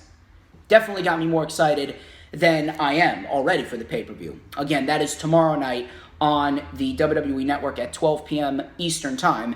If you did not already check out the rundown for NXT UK TakeOver Blackpool 2, in which I had Joseph Conlon of the Big Fight Feel YouTube channel on. The link is in the description. SmackDown. SmackDown was pretty much in the same boat as Raw. Outside of the first 35 minutes, there was really nothing on the show worth investing your time in. It was just flat out uninteresting. It was realistically just flat out uninteresting. Miz TV kicked off the show. He apologized to Kofi, said that he was going through a lot and he had a bad day. He was going through a bad month, and the only bright spot was the return of someone that he considers family. John Morrison comes out. He introduced John Morrison, and Morrison said that he is very disappointed in the crowd for chanting "You suck" at The Miz. And he started trashing the crowd. He called one guy a turd. I believe he called one guy a douchebag, which was uncensored, by the way. So the New Day came out. They were doing their stereotypical New Day shit. Big E said Miz couldn't get casted as the back end of a human centipede. I laughed at that. Miz called out Kofi for losing the title in 8 seconds. Kofi said the fans were right for chanting "You suck" at The Miz, and we get an impromptu match between The Miz and Kofi Kingston. This was decent. This was a decent match. This really wasn't anything special, but I'm glad they got the time. This was a decent 12-minute match. We had Kofi on the offense before the first commercial break, taking out Miz with a suicide dive. Coming back from commercial break, Kofi mounted a comeback, hit the boom drop and a springboard crossbody for a close 2 count on The Miz. Miz hit the DDT, close 2 count on Kofi. Miz locked Kofi in the figure 4 leg lock. Kofi was able to get to the ropes. Then we had a confrontation between Kofi Kingston, The Miz, and Big E. Miz and Big E were getting in each other's faces. John Morrison comes off the steel steps with a cannonball-like maneuver, a parkour cannonball-like maneuver, taking out Big E, and he landed on his feet. John Morrison hasn't lost a step, even at 40. Back in the ring, The Miz hit the skull-crushing finale on Kofi Kingston, and Miz wins. Decent opener to SmackDown Live. I can definitely get behind this. And to be quite honest with you, right now, a pairing with The Miz is possibly the best main roster option for John Morrison. Because John Morrison, right now, where is he going to factor into anything else on main roster television when we have an overabundance of talent, and a lot of it WWE isn't even using correctly? 95% of the main roster talent isn't even being used correctly. 95% of the main roster talent is being treated like shit. And on top of that, might I also mention, back when I first started watching, back in 2008, and Miz and Morrison were a tag team, I was one of these delusional children that would always boo the heels and cheer the faces because I thought it was real, and I didn't really appreciate how good Miz and Morrison really were. The Dirt Sheet, that was some fantastic television. I did not appreciate the Dirt Sheet as I should have back when I first started watching. When they had that run with the tag team titles going into WrestleMania 25, Miz and Morrison were a great act back then as a tag team. And you know something? If booked correctly, this reunion for Miz and Morrison could make for some excellent TV. And you know something? I would definitely love to see Miz and Morrison win the tag team titles at WrestleMania. Miz and Morrison as a heel duo, a heel tag team in the tag team division, especially since the show needs tag teams, that could make for some good TV. Decent opener. We had a Firefly Funhouse segment with Bray Wyatt. He says that Bryan has been pretty freaking naughty. Wyatt says that he wanted Bryan to remember he, as in the Fiend, he wanted Bryan to remember. He then wanted to change Bryan, and now he just wants to hurt Bryan. Obviously building towards their matchup at the Royal Rumble. Elias came out. He sang a song about the Rumble participants. Stereotypical Elias concert. Sang about AJ Styles, Eric Rowan, Roman Reigns, Randy Orton, Seth Rollins, Kevin Owens. That was pretty much it. I mean, Elias is talented. Don't get me wrong. Guy's talented, but realistically, he's not amounting to anything on television. So realistically, this is a waste of time. Otis and Mandy Rose met backstage, and Otis was given an apology cake from Mandy, which right now, this is the best storyline on SmackDown Live as we speak. Mandy Rose versus Alexa Bliss. What have I done to deserve this punishment? I've been a good steward. I've been nice to everyone this year thus far. I swear to God, let me tell you something. I tried my best not to pay attention to this match, but it was so bad that I just could not look away. Alexa Bliss wrestles like a first-time gymnastics student. The way that she just halts her momentum when she's about to deliver a move, it makes her look like a fucking pussy whenever she's in the ring. Get her out of a wrestling ring and keep her out of a wrestling ring permanently. The best part about this match was Otis coming out to help Mandy, and his facial reaction when he held the cake in his face, sticking his tongue out, when Mandy just beat Alexa Bliss. That was fucking fantastic. I was laughing my ass off. But man, the SmackDown Live Women's Division fucking sucks. Lacey Evans came out. She was set for her match with Sasha Banks. Bayley came out on the screen and says that Sasha isn't there. She's recording a rap album in Los Angeles. Lacey came out, cut the stereotypical babyface promo, challenged Bayley for her title. Bayley trashed Lacey's daughter. Lacey went to the back, and Bayley and Lacey brawled in the back for about 2 minutes. I'm sorry. This forced babyface role that Lacey Evans is trying to play, is absolutely cringeworthy. It's just not good. It's just not believable. Lacey Evans has not amounted to anything on WWE television. She's been on the main roster for 1 year now. 1 year she's been on the main roster, and she has shown zero improvement. I don't know what the fuck your people's malfunctions are, but I don't know how anyone could invest their time in Lacey Evans. I really don't.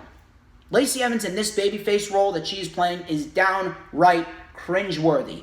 Lacey Evans was decent in NXT, but man, as soon as they put her on the main roster and they had to do the fucking catwalk and then they forced her into a feud with Becky Lynch, she has not amounted to anything. Lacey Evans, I don't think, is ever going to amount to anything on the main roster. She's been a complete fucking flop since day one on the main roster. If you actually find enjoyment in watching Lacey Evans play a cringeworthy babyface character, you need to check yourself into a fucking mental asylum. You really do. I'm sorry. This is just downright horrendous. Bryan was shown backstage in an interview with Charlie Caruso, said that he remembers quite well what happened 6 years ago with Bray and his family. Bray came up on the Titantron behind Bryan, or Rambling Rabbit did, saying stereotypical Rambling Rabbit shit like, "Hey, yeah, Daniel Bryan, dude. Yes, yes." You know, like stereotypical Rambling Rabbit shit. And Wyatt took Rambling Rabbit, said, "Silly rabbit. Snitches get stitches." And that was pretty much that. Braun Strowman versus Shinsuke Nakamura. Braun Strowman, everyone's favorite monster, who can pop and lock rock, jam and break, shuck and jive. Great. Awesome. Awesome stuff. Braun Strowman. I swear, I feel bad, man. I feel so fucking bad for Shinsuke Nakamura. I feel so bad for Shinsuke Nakamura and everything that he has had to put up through with this Braun Strowman shit. This match, I can't even go over it. I'm going to try to, but I can't even go over it. Braun Strowman has absolutely no value. No value on the main roster. Braun Strowman has followed in the same footsteps as Bobby Lashley, the Iconics, Alexa Bliss, and Nia Jax. Braun Strowman has regressed in the ring ever since his time on the main roster went on. Braun Strowman was sent into the timekeepers area by Shinsuke Nakamura. After Sami Zayn distracted the ref, Cesaro sent Braun Strowman into the post, and Shinsuke Nakamura hit Braun Strowman with the dropkick, sending him into the barricade. Shinsuke Nakamura mounted a comeback, hit Braun Strowman in the back of the neck with a Kinshasa. Braun Strowman kicked out at 2. He went for another one. Braun Strowman countered with a spine buster. Cesaro came in the ring with a steel chair, tried to distract the ref. Sami Zayn tossed Nakamura the title. Braun Strowman saw it coming. Braun Strowman picked up Nakamura. Power slam. Braun Strowman pins the Intercontinental Champion. For the second time now, he's pinned Shinsuke Nakamura twice. And I don't even think WWE even realizes this, but why is anyone going to care? And what are they going to do differently that we didn't already see here? They gave away their entire match at the Royal Rumble. I swear to God, if Braun Strowman wins the Intercontinental Championship, SmackDown Live might as well not even review SmackDown Live on the Lightning Flash update from here on out. Sheamus was shown on television in a backstage segment, says that size does matter, and he's ready to embrace chaos. Bryan was then given a gift. He was given a gift backstage. He opened it, and it was Rambling Rabbit's corpse. So, obviously, Bray Wyatt playing more mind games with Daniel Bryan. Roman came out. Everyone's favorite big dog. The big dog, as Michael Cole says. Roman Reigns. He talked about how 2020 ended on a rough note because he was embarrassed by Corbin and his crew. Said that he needed the help of family. 2020 was going to be his year. Yes, it's going to be your year. Your year to be a failed babyface again. Your year to be a complete flop as the face of the company. Your year to get booed at the Royal Rumble. Your year to get booed at WrestleMania. And your year to prove that you will always be a complete flop as a babyface world champion and the face of the company. He introduced the Usos. Corbin and Ziggler interrupted. Corbin said that Roman is a coward and he won't face him one-on-one. Roman Reigns challenged Baron Corbin to a match at the Rumble. Corbin then accepted. Great, so now we have to witness Roman Reigns and Baron Corbin at the Royal Rumble. We have to witness Roman Reigns wrestle Baron Corbin, beat Baron Corbin, and then win the Royal Rumble. But yeah, Vince thinks he's going to get cheered. Vince thinks he's going to get cheered, and there's some people that think Roman Reigns isn't going to get booed when he goes to WrestleMania to fight The Fiend. I swear to God, outside of Becky and Asuka and Bryan and Wyatt, the Royal Rumble looks like absolute dog shit. Absolute dog shit. Worlds Collide is looking like WrestleMania compared to the Royal Rumble. Hell, Worlds Collide with the 3 matches that they already have. They got the Undisputed Era and Imperium. They got Toni Storm and Rhea Ripley. They got Finn Balor and Ilya Dragunov. That show could very well end up being better than WrestleMania 36. Next week, we got John Morrison and Big E. That should be interesting. Usos versus Dolph Ziggler and Baron Corbin. I didn't even watch the match. I had my head in my phone. I was getting ready to watch 205 Live. The Revival came out. They got taken out by Roman Reigns. Roman Reigns then speared Corbin, causing a DQ. Robert Roode returned, and the 3 of them took out Reigns. We had a spine buster on the table to Roman Reigns. We had an elbow drop by Dolph Ziggler through the table, through Roman Reigns, and then Roman Reigns was buried under the rubble, and that's how SmackDown went off the air. Great show. Great show, Vince. Moving on to the final show of the week, 205 Live. This was really a one-match show. There was nothing really worth going back and watching, but it did set you up for potential matchups in the future and potential storylines in the Cruiserweight division. We had Isaiah Swerve Scott and Lio Rush being interrupted by the Singh brothers. They were supposed to have a match. They had some nice back and forth, and the crowd was actually really getting into it, especially since those two are two of the best at what they do. The Singh brothers are fucking terrible, but I can appreciate the fact that they put the Singh brothers in there to put Lio Rush and Isaiah Swerve Scott over, so that way they can continue both of Isaiah Swerve Scott's and Lio Rush's momentum. I can appreciate that. Swerve made the hot tag after Lio Rush wriggled his way free of the Singh brothers' grasps. We had a couple of drop kicks. We had a jumping back elbow to the back of the neck of Samir Singh. Lio Rush came in. He hit the come up, and then Swerve hit the house call sidekick, and they win the tag team match. Swerve then said to Lio Rush, "We aren't done." So if they do Lio Rush and Isaiah Swerve Scott next week, I definitely would love to see that. Arya Daivari then defeated Jeff Brooks, a stereotypical jobber. Arya Daivari gets a win here on 205 Live. Arya Daivari builds some momentum going into 2020. Drake Maverick then announced on Twitter that Jack Gallagher's suspension after Jack Gallagher headbutted Drake Maverick just a few weeks ago. The suspension was lifted, and now Jack Gallagher can return to 205 Live if he's ready to be the gentleman he once was. Tyler Breeze is on 205 Live now. He faced Tony Nese in the main event. Fandango's out with injury again, so if they want to include Tyler Breeze on 205 Live for the time being, you know something? I wouldn't mind that. I really wouldn't mind that. I think that Tyler Breeze could be a great addition. We got a good main event with Tony Nese. I think that Tyler Breeze could definitely add a little bit of star power to 205 Live. And if they want to put Tyler Breeze in there against Angel Garza, I wouldn't mind that at all. This was a good main event with Tony Nese. Tony Nese was able to take over control after Tyler Breeze went for a suicide dive, but Tony Nese caught him with an enziguri. Tyler Breeze reversed a pump handle driver and caught Tony Nese with a straightjacket backbreaker. Tony Nese sold the shit out of it. We had a super kick with Tony Nese's head trapped between the buckle. Close 2 count there. Tony Nese hit a beautiful springboard triangle moonsault for a close 2 count. Tyler Breeze, he threw Tony Nese back in the ring after Tony Nese rolled to the outside. We had Tyler Breeze missing a cross body.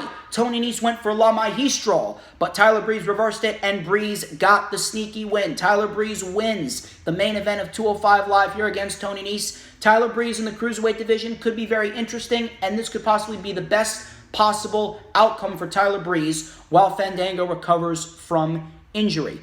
Good main event for 205 Live. Nothing really too special. Interested to see where they go between Tyler Breeze and Tony Nese, and I would definitely love to see an actual match between Lio Rush and Isaiah Swerve Scott. That wraps up the weekly show reviews. Let's get into the news, rumors, and reports.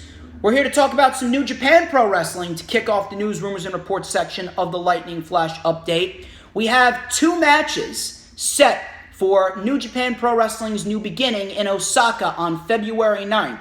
We got Tetsuya Naito versus Kenta for the IWGP Intercontinental and Heavyweight Championships, and Jon Moxley versus Minoru Suzuki for the IWGP United States Championship.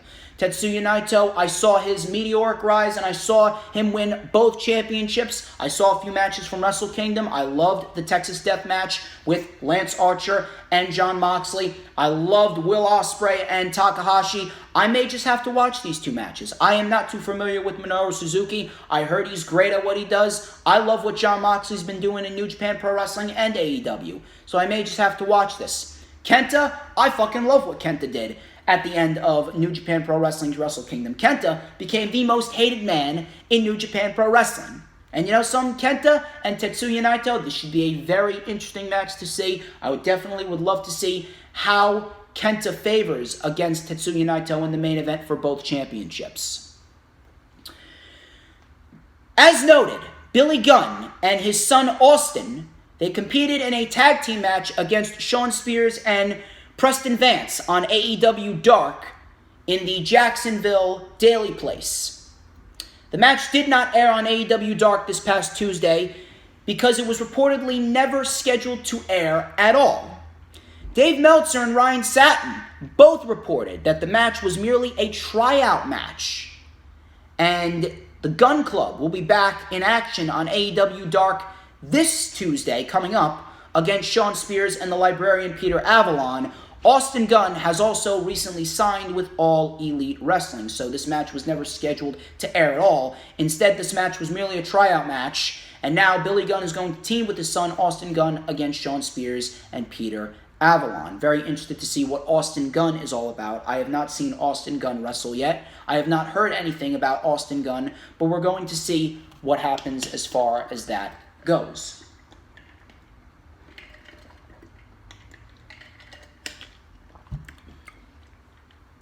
Moving on here, we got a report from the Wrestling Observer newsletter. During Wrestling Observer Radio, Dave Meltzer noted that Stardom really wants Kairi Sane and Io Shirai to come back to Japan.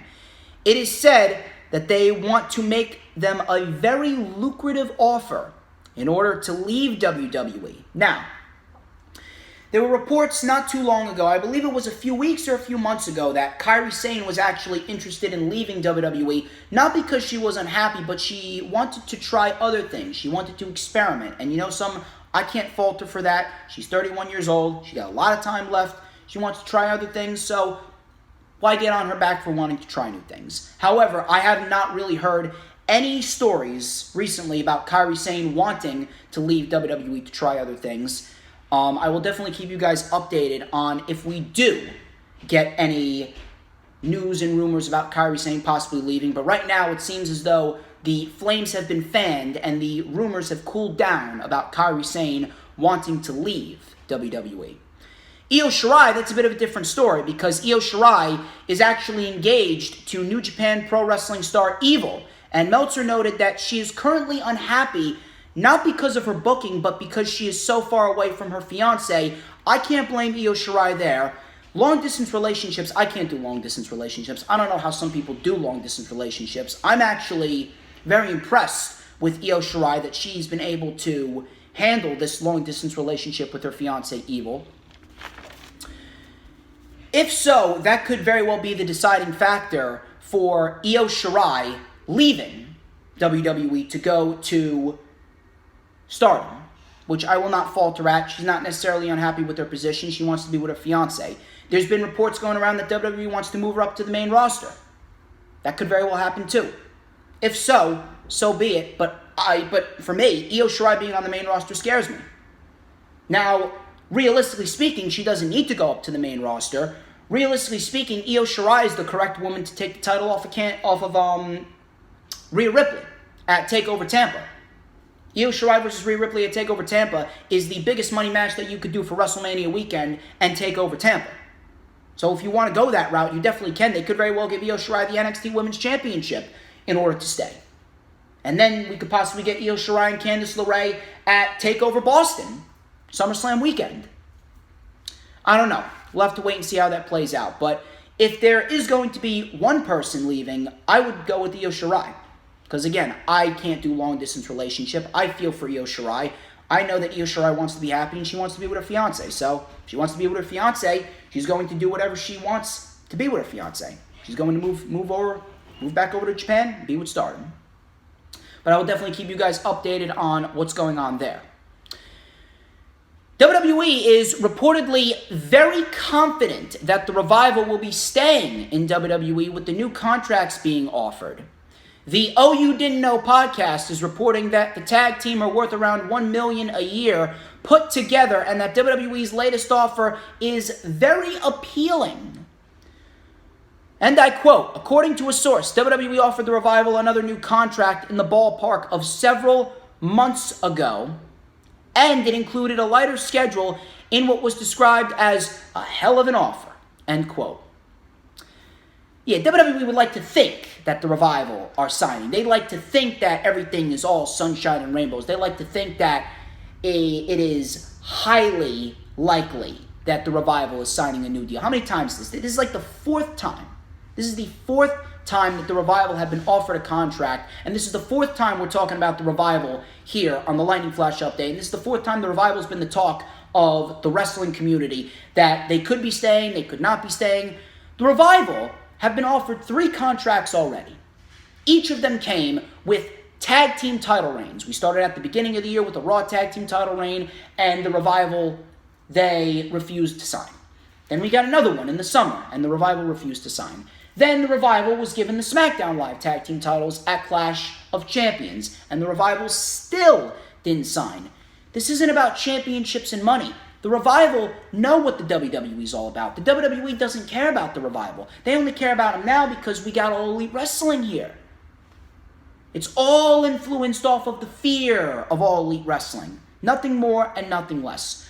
The Revival, at this rate, after everything that the WWE has put the Revival through, if the Revival stay, I don't think I'd be able to respect the Revival as human beings. Look, I understand wanting to provide a better life for your family. I understand wanting to provide a better life for your wife, for yourself. You know, making sure that you are in the best shape of your career, making sure that your family has a future, your children have a future. Look, I can respect that, and that's all noble, but I can't get behind that if you're going to sacrifice your dignity. There are ways that you can make your money and keep your dignity and self-respect. Me, I don't care what job I was in. I would never sacrifice my dignity for the sake of the almighty dollar. And that is something that I just cannot respect with people nowadays in today's world. Moving on, there's no way that the Revival will sign. If they sign, I would be absolutely shocked. I would be fucking flabbergasted, and I don't think I would ever be able to respect the Revival again. Moving on, we got 2 tweets from WrestleVotes. WrestleVotes tweeted. One of them was about the speculation with Tyson Fury, and I quote, "Lots of speculation regarding Tyson Fury and WrestleMania. Source said his fight at MGM Grand versus Deontay Wilder on February 22nd is crucial to him appearing in Tampa. If Wilder wins, Vince isn't throwing money at a guy who just lost on pay-per-view. So to a degree, the ball is in Fury's court," end quote. I swear to God, I hope Tyson Fury loses. Tyson Fury didn't do that bad at Crown Jewel, don't get me wrong, he did better than expected, but we do not need Tyson Fury or any of these UFC, MMA guys in the WWE when realistically they're not going to amount to anything. It's nothing more than a desperation attempt for ratings and attention. He's not a Brock Lesnar, he's not a Ronda Rousey, he's not a Matt Riddle, he's not a Shayna Baszler. Truthfully, I don't think there's ever going to be anyone like Matt Riddle and Shayna Baszler or Brock Lesnar or Ronda Rousey again. Someone who's been able to transition into that sports entertainment realm so perfectly.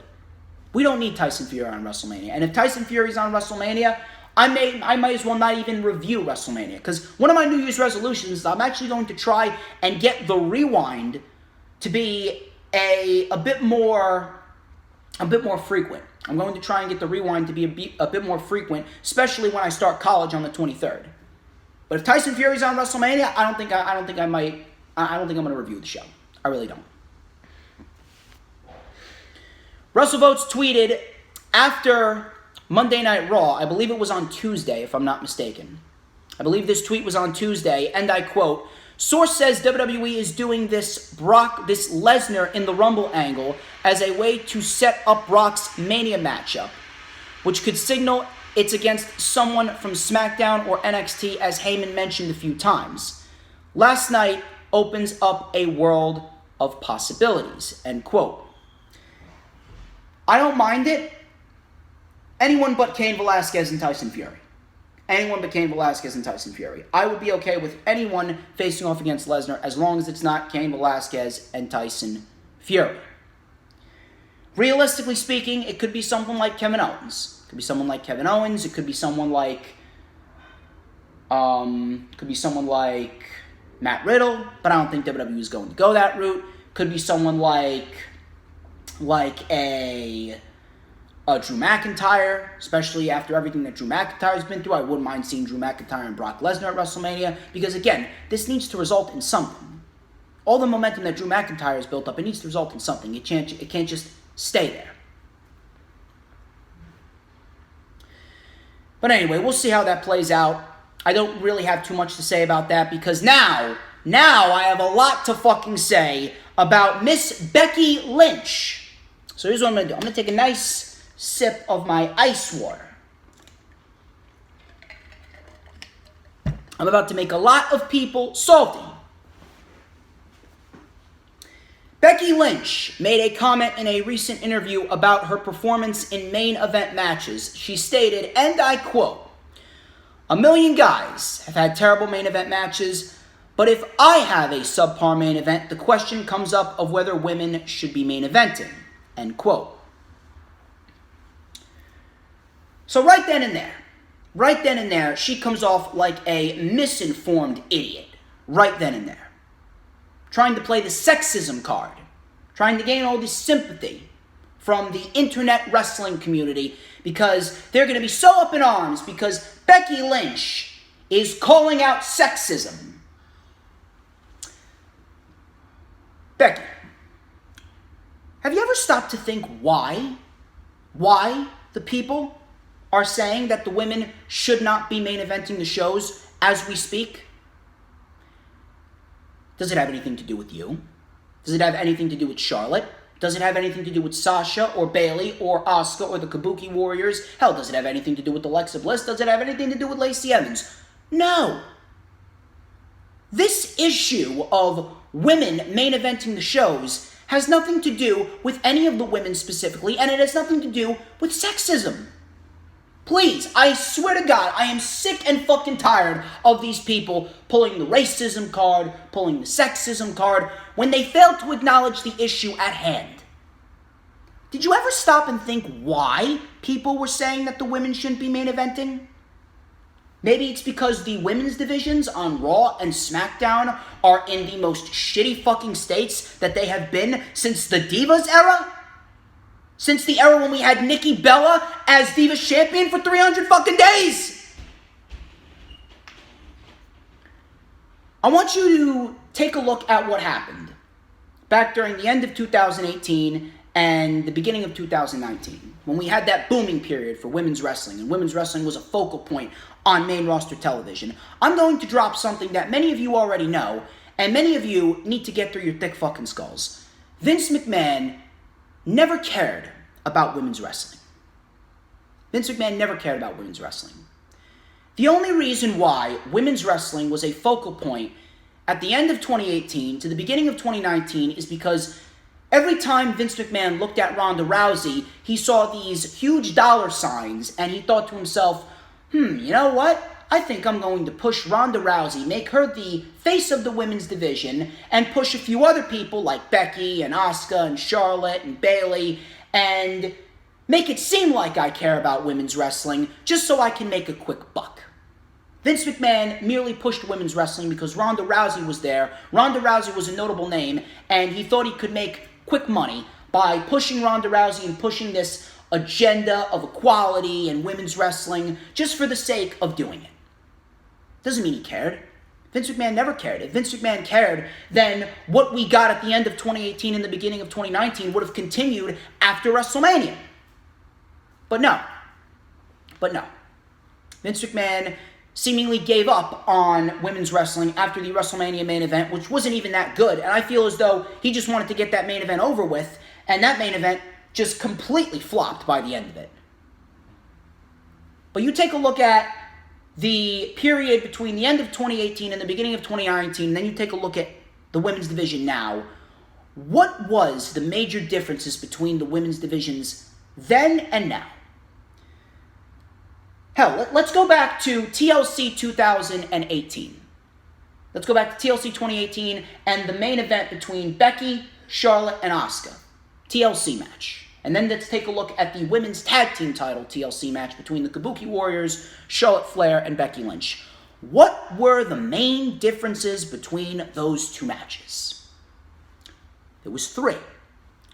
Build, booking, and production. Build.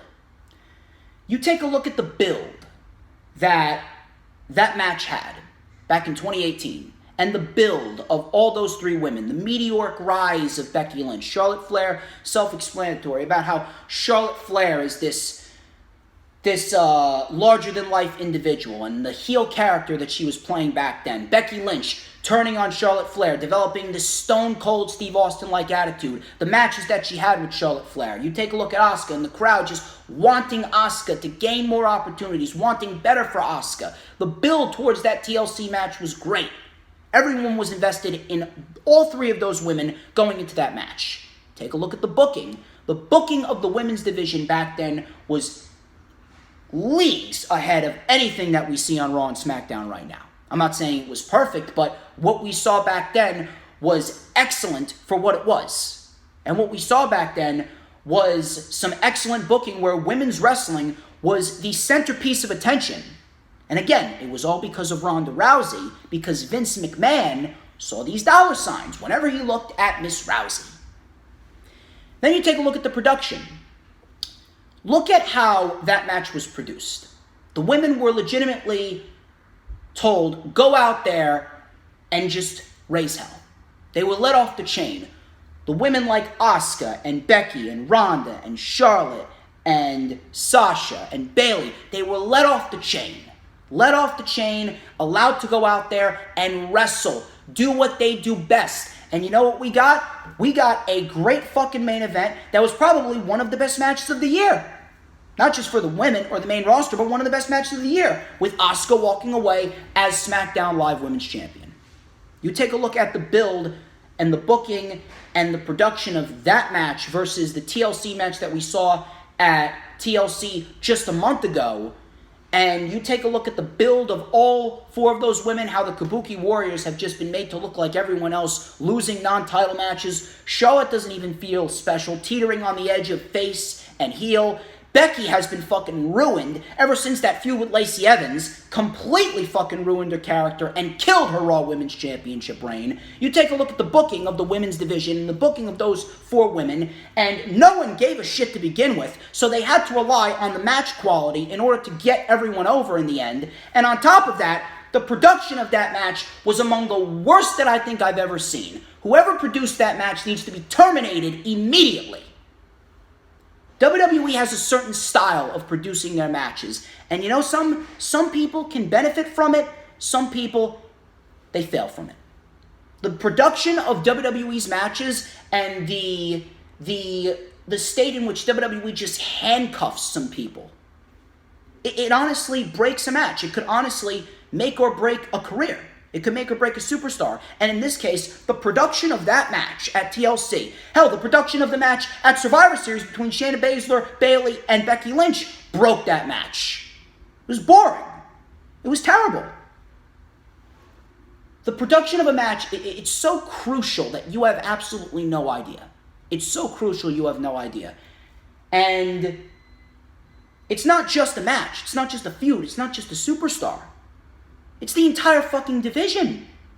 You take a look at the entire division. Hell, I'll even use a more recent example. Rhea Ripley and Shayna Baszler main evented NXT just a few days later after that horrendous women's main event at TLC. And what happened in that match? Did you hear any complaints from anyone?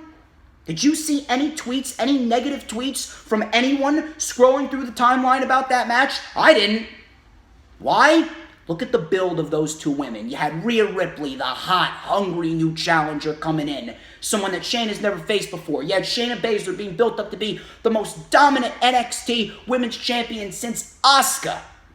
You had the booking of both of those women over the course of the next 3 months take shape. The brawls, the War Games match. And then you had the match. And the match, it wasn't about putting on the best women's match of the year, but it told an excellent story with Rhea Ripley overcoming all the odds. The horsewomen, the DDT on the chair, the Garafuda clutch, to go up to the top rope, deliver an avalanche fucking riptide, and win the championship to an enormous ovation in front of Full Sail University. No one complained at all. And it's not just Rhea Ripley, it's not just Shayna Baszler, it's the entire division in NXT. I guarantee you if Rhea Ripley and Shayna Baszler put on a main event matchup at a TakeOver show, I guarantee you no one would complain at all. No one was complaining when Bayley and Sasha Banks main evented NXT TakeOver Respect. No one complained. No one did. You know why? build, booking, and production. It has nothing to do with sexism. It has nothing to do with the fact that we don't want the women to succeed. I want more opportunities for the women. I want to see the women go out there and steal the fucking show. I want to see the women go out there and take over. But the fact of the matter is that it all starts with the one at the top. Vince McMahon never gave a shit. And Vince McMahon doesn't care because he doesn't see money in it.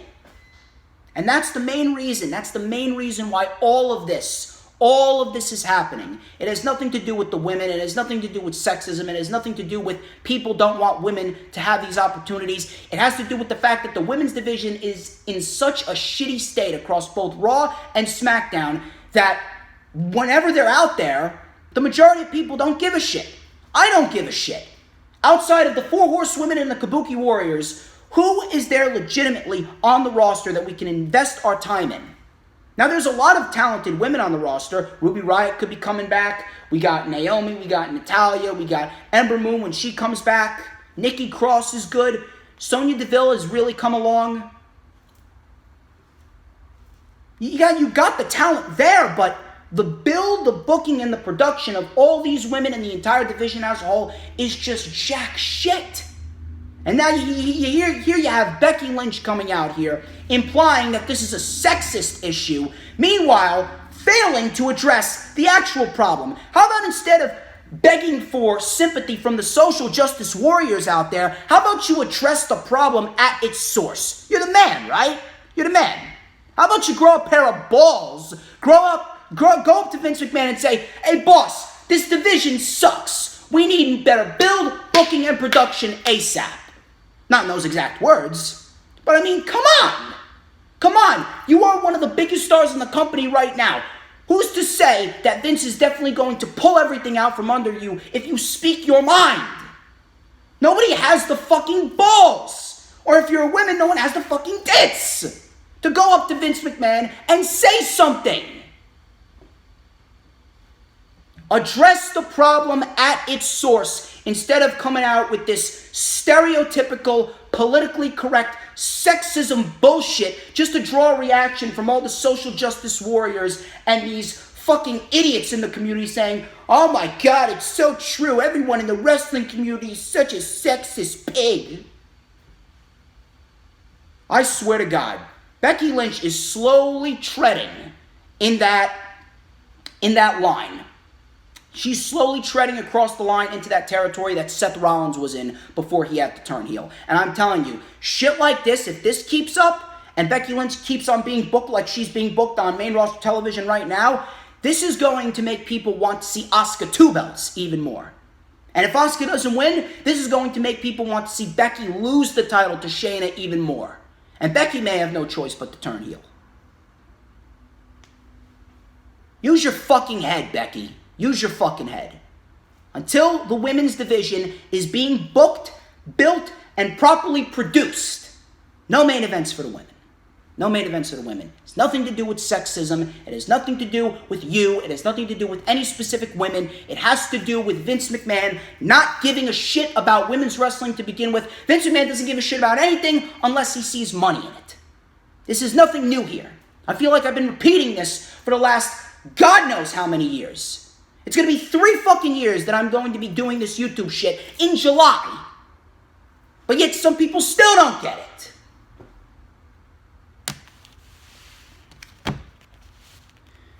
Ladies and gentlemen, it's almost been 2 hours. I'm going to get out of here. I'm going to have some lunch. I'm probably going to go to the movies later. Ladies and gentlemen, thank you so much for tuning into this video. Definitely means a lot. And man, did I tell you it was going to be packed? Did I tell you it was going to be controversial? Did I tell you it was going to be loaded? I don't fucking lie to you. I will definitely keep you guys updated on everything that's going on. I'm definitely going to keep you guys updated on all of the uploads from here on out. I got a lot of collaborations set for TakeOver Portland, perhaps Elimination Chamber as well. Links to the last few videos that I uploaded will be in the description. Do not forget to check each and every single one of them out. Leave a like and a comment. And ladies and gentlemen, I'm the one and only DJ Storms. This has been the Lightning Flash Update. I will have the rewind up for you guys for TakeOver Blackpool 2. I will have that up on Monday. I hope you guys have a great weekend. You enjoy TakeOver Blackpool. You enjoy Hard to Kill. You Impact fans out there, you enjoy Hard to Kill. And I'll catch you guys on Monday. Have a good one.